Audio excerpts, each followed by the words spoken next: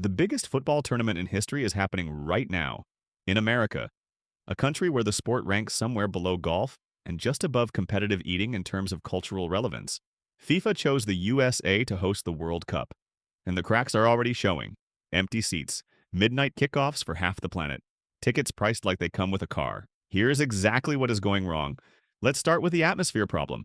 Football lives and dies on its crowd. A full, loud, hostile stadium is part of the product. It's why people stay up to watch. It's why players perform.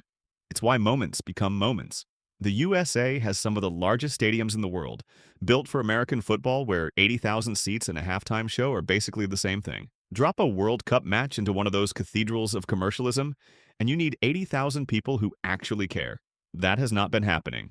The Club World Cup, held in America last summer as a dress rehearsal, averaged stadiums that were barely half full.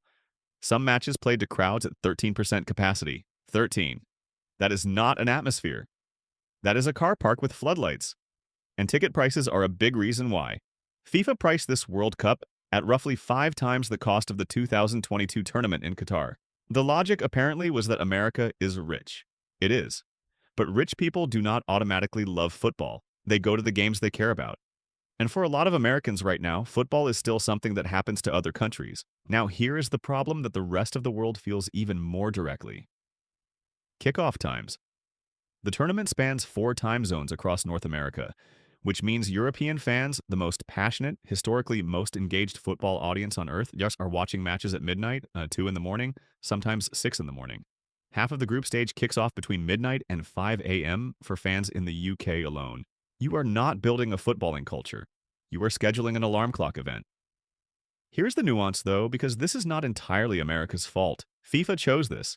A governing body that awarded Qatar a tournament in 40-degree heat and then moved it to winter simply decided that money and expansion mattered more than the fan experience. The USA did not ask football to love it back. FIFA handed it the party and told everyone else to stay up late. And the counter-argument is real.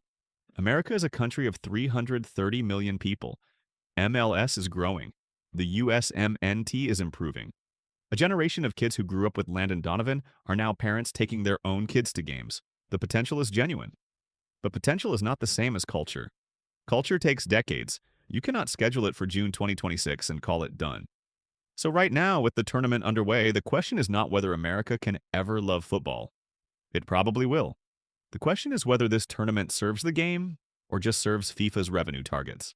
Empty seats at a World Cup game? Answer that question more honestly than any press conference ever could. Zoom out, and it is a familiar trade.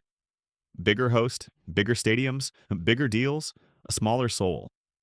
The game has gone to where the money is. It usually does. The fans just had to come along for the ride, whether they were awake for it or not. The game has not changed. You have. You're welcome. Subscribe if you enjoyed this type of content. It means a lot.